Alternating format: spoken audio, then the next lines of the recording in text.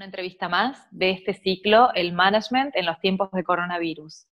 La idea con este ciclo de videos es poder estar cerca de ustedes, poder darles herramientas, poder entrevistar a personas influyentes en el mundo de los negocios y de otros lugares del mundo también, para que nos cuenten cómo se está viviendo esto y qué herramientas y oportunidades y puntos de vista nos pueden dar para poder tomar decisiones y poder movernos en nuestros puestos de trabajo, en nuestras empresas, producto de la incertidumbre que nos está generando todo este ciclo y toda esta pandemia de coronavirus a nivel mundial.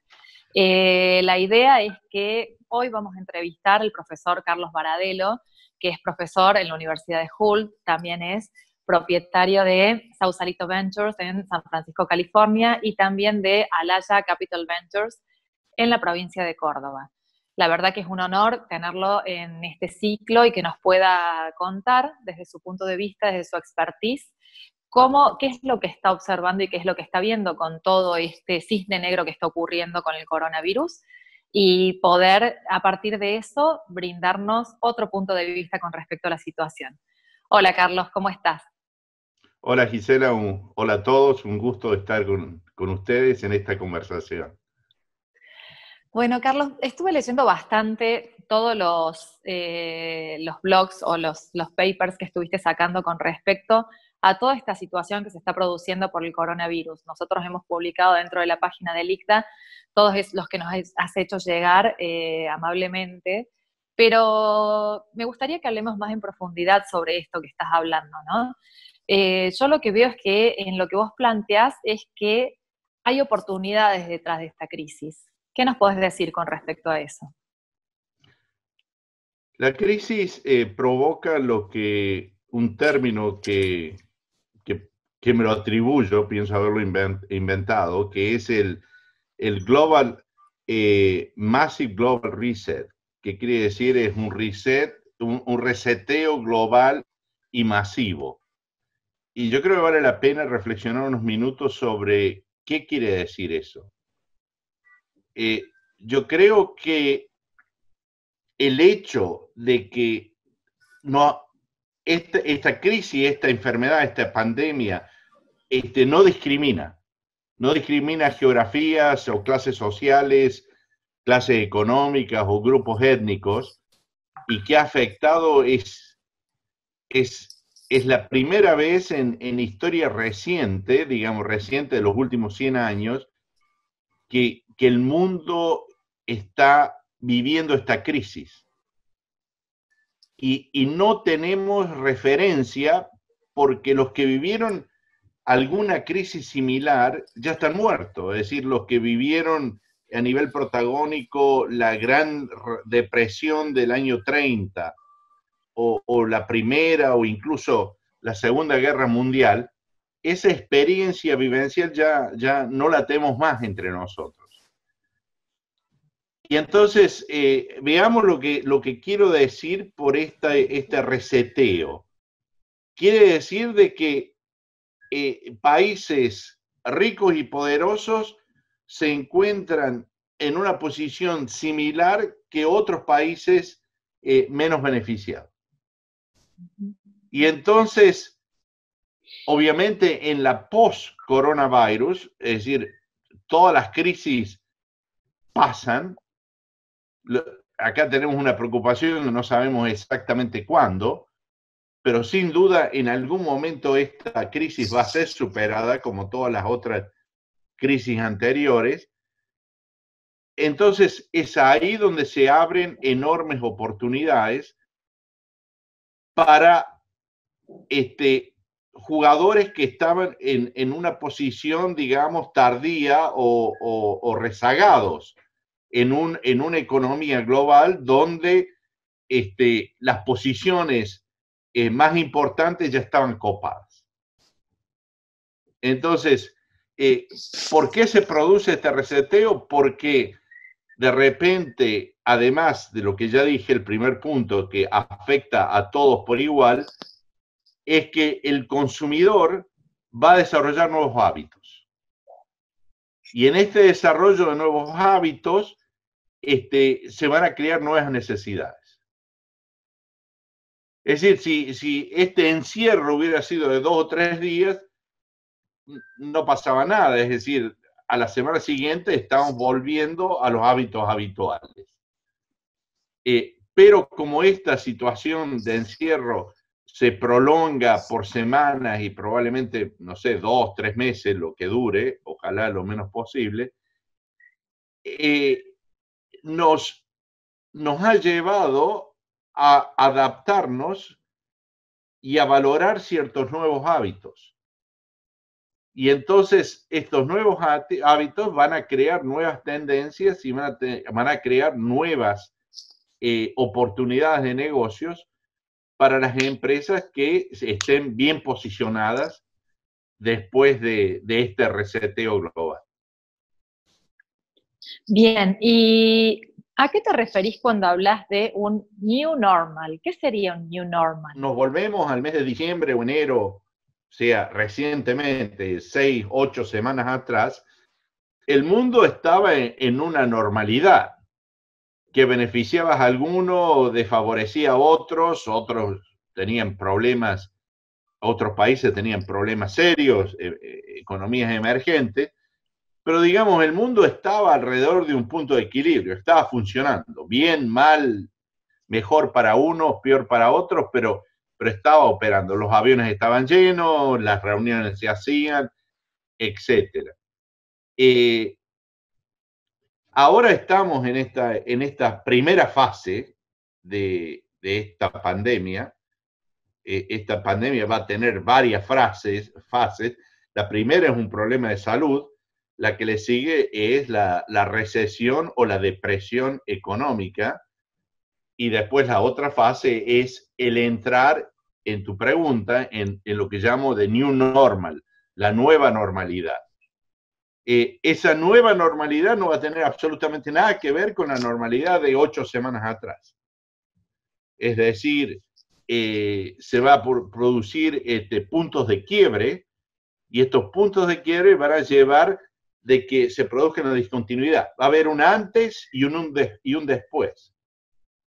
Y obviamente que en todos estos antes y después va a haber ganadores y perdedores, es decir, va a haber industrias, economías, países que supieron aprovechar esta oportunidad, y habrá otros que van a sufrir las consecuencias nefastas de esta crisis. ¿A eso te referís con la transformación de los negocios? Yo creo que los negocios que se transformen, que se reinventen y que logren reimaginar cómo va a ser esa nueva normal, van a ser los beneficiados. Y yo creo que los negocios que se aferren al modelo anterior, esperando de que cuando todo se recupere va a volver a ser como era antes, es probable que son los que más van a sufrir. Y por ejemplo, vos como inversor, ¿no? Con tu fondo de inversión, Sausalito Ventures o Alaya Capital Partners, ¿en dónde pondrías el foco? ¿En qué tipo de industria a la hora de poder reevaluar todo este tablero que plantea el coronavirus? Yo creo que hay ciertas áreas que ya se han identificado. Yo creo que a partir nosotros aquí en California estamos entrando en la 4ª semana de encierro. Yo creo que todos los servicios virtuales se han potenciado de una forma extraordinaria. Es decir, yo estoy teniendo reuniones que antes requerían tomar mi coche y ir hasta la ciudad de San Francisco, 20, 25 minutos de mi casa, o hasta Palo Alto, que me lleva 1 hora.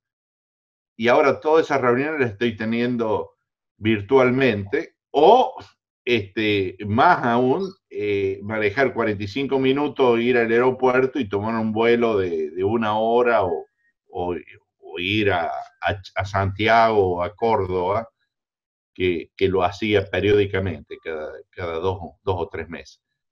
Yo creo que todo eso se ha reducido porque hoy es imposible, pero hay una educación forzada de decir, bueno, voy a hacer muchísimo más virtualmente de antes que no lo hacía. Yo creo que ese es el gran ganador. ¿Por qué? Porque nos está forzando a todos a educarnos en el uso de estas tecnologías, está forzando las tecnologías a mejorarse aceleradamente y estamos desarrollando un protocolo entre todos nosotros a comunicarnos eficientemente de este modo. Yo diría la salud. Lo que era telemedicina y lo que era el buen uso de apps y de nuevos instrumentos para que yo pueda tomar ciertas mediciones y esas mediciones después consultarla con un profesional, con un médico. Todo eso estaba, digamos,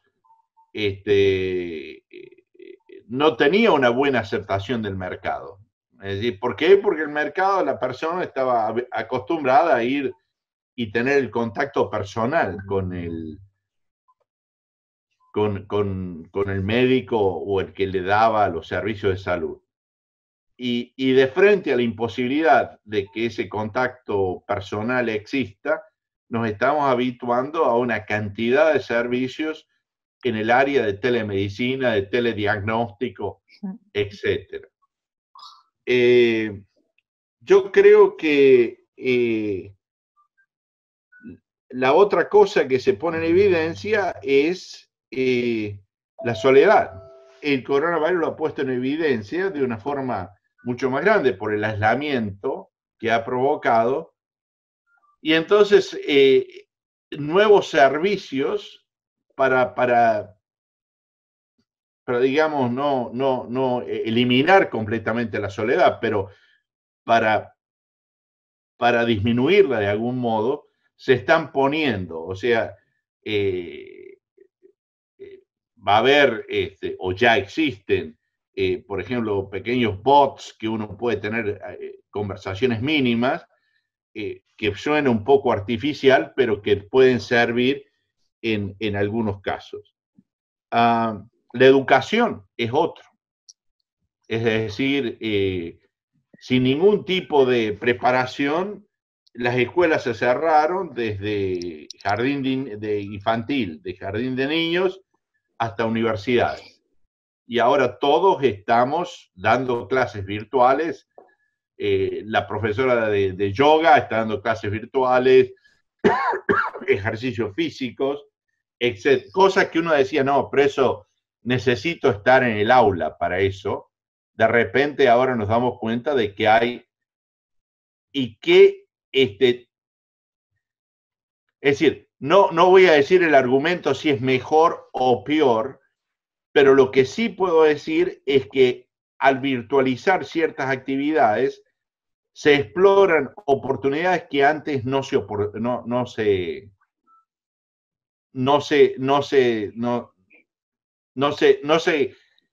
había necesidad, digamos. Sí, y no se permitían, no se abría la puerta para que esas cosas, nuevos valores se pudieran agregar a la oferta. ¿Por qué? Porque directamente se descartaba, se decía, no, eso no va a ocurrir. Claro. Y esto que vos decías, ¿no? De que las crisis traen grandes transformaciones y que justamente ya nada va a volver a ser como antes. ¿Qué consejo nos podés dar para poder navegar esta incertidumbre? ¿Qué se haría desde el mundo de los negocios y sobre todo los negocios exponenciales, que son los que vos estás acostumbrado a ver? Mira, es fácil responder si uno ve las crisis pasadas. Es decir, la crisis más reciente, que fue la crisis financiera del 2008, que en nada se le parece a esta, porque estuvo focalizada en los países altamente desarrollados y además que fue una crisis fundamentalmente financiera y nada más. Pero sin lugar a duda que afectó y pegó muchísimo a Estados Unidos en todo el sector financiero, es donde decoló, digamos, toda la economía colaborativa, de share economy, o economía compartida, o como se diga en español.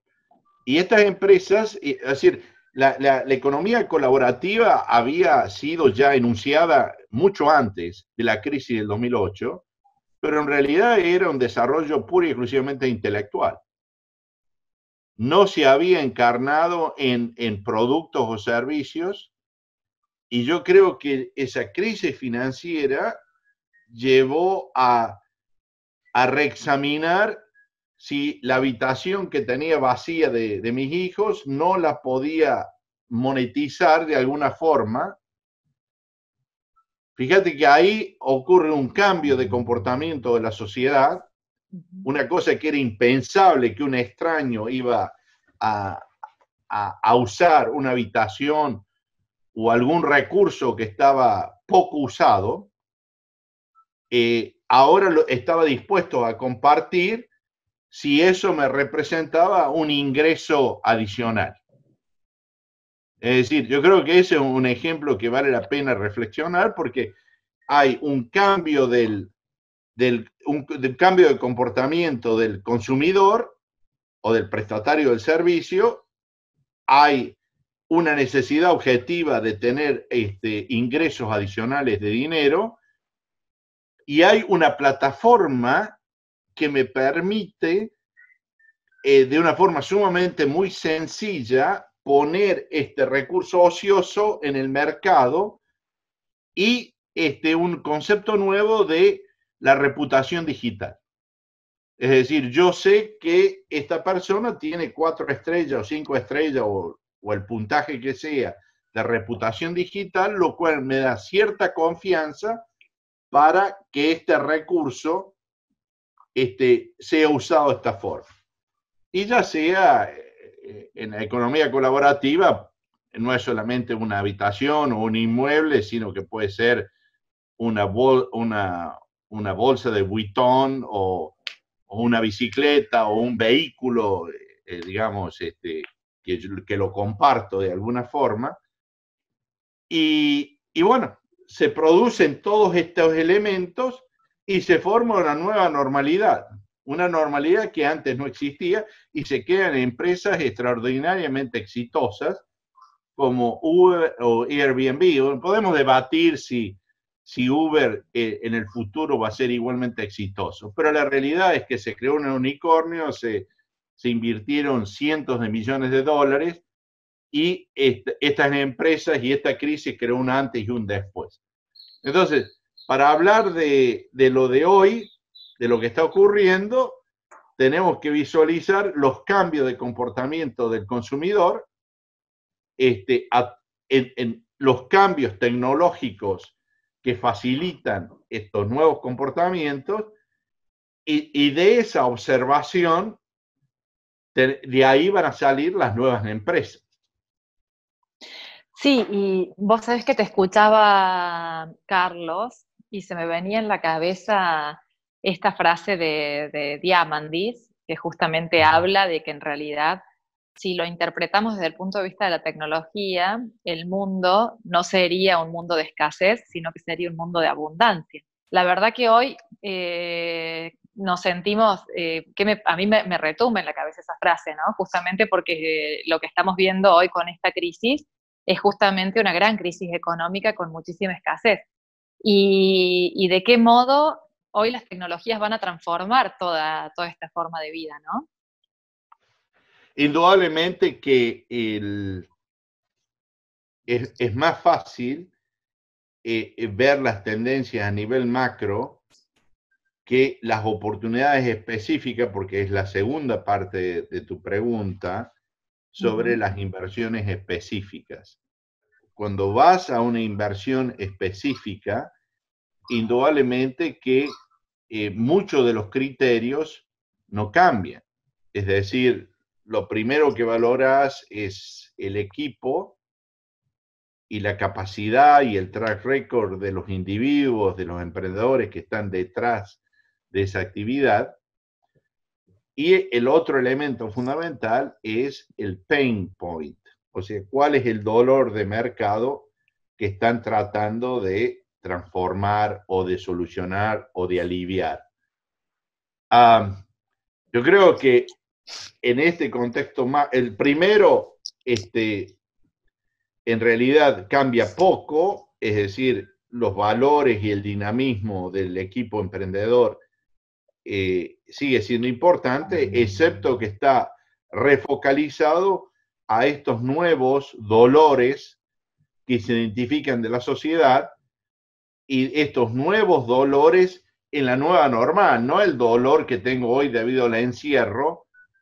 Y el tercero es, diría, es el menos importante. ¿Qué tecnologías usa hoy este equipo emprendedor para solucionar ese problema? Ahora, el modo de cómo lo hacen, digo que es menos importante porque va a cambiar 2 o 3 veces. Hoy lo enfocan así, mañana lo enfocan de otro modo, pero eso en realidad, digamos, si el equipo emprendedor es bueno y la oportunidad de negocio, el pain point que están identificando es sumamente potente, este es el menos importante porque le van a encontrar el fit, el match, digamos, entre la tecnología y la solución de lo que el mercado requiere. Exactamente.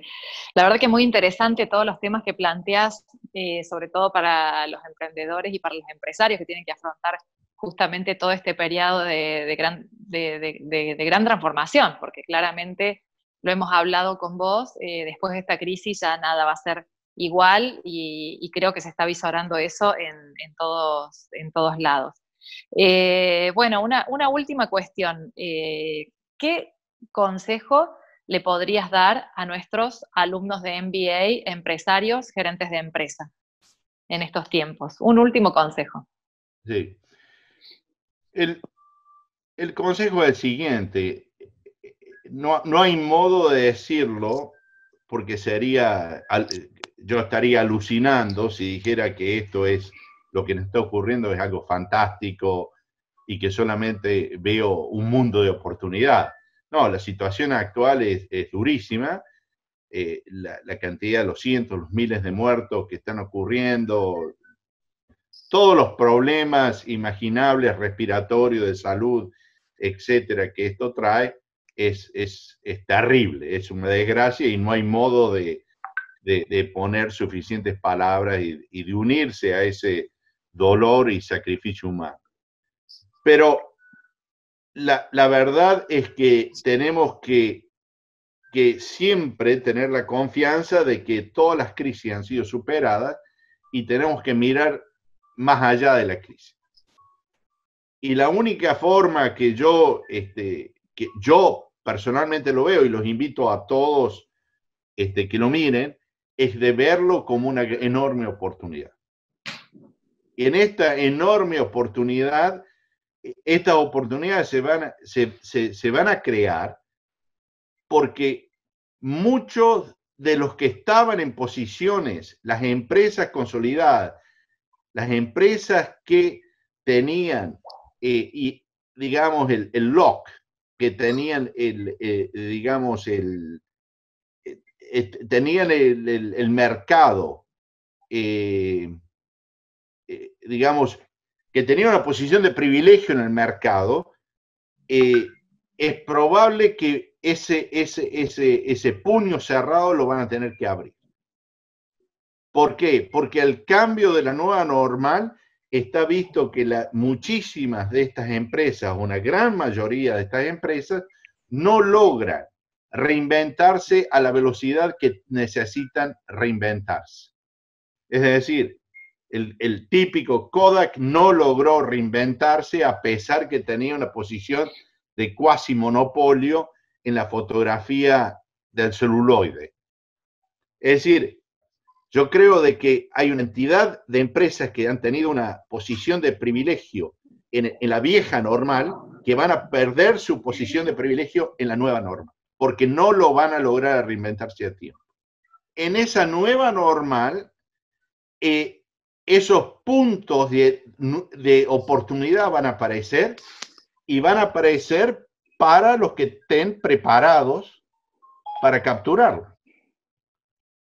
Entonces, la invitación es, superado el problema, es focalizarse en estas oportunidades, y en estas oportunidades que ya no son ni de Córdoba ni de Argentina, son globales, y que puedan ahora formarse estas nuevas asociaciones globales para atacar estos nuevos problemas, y donde, por este mismo reseteo global masivo, los que estaban establecidos, los incumbents, los que estaban en una posición de privilegio, van obviamente a tener que abrir el juego para los otros participantes.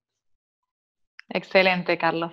Bueno. La verdad que muy buenos conceptos, nos han dejado pensando mucho, sobre todo porque en momentos como hoy muchas empresas están teniendo que decidir esto y por ahí no se animan, o en realidad son decisiones fuertes, ¿no? Porque tienen que salir de la decisión de comodidad, como vos bien dijiste alguna vez, hay que matar el bebé de uno mismo para que pueda crear otro y no morir en el camino, ¿no? Así es, así es. Así que, bueno, Carlos, agradecerte desde ya, muchas gracias desde allá. ¿Qué tal está California? Bueno, está llegando la primavera, o sea que acá está, obviamente, estamos favorecidos ahora tenemos como 9 meses de sol, así que todos estamos esperando que llegue este periodo, pero nos gustaría estar afuera y no encerrados en la casa. A todos. Bueno, Carlos, muchísimas gracias por todo. Saludos a todo. todos. Gracias. Adiós. Nos vemos. Chao, chao.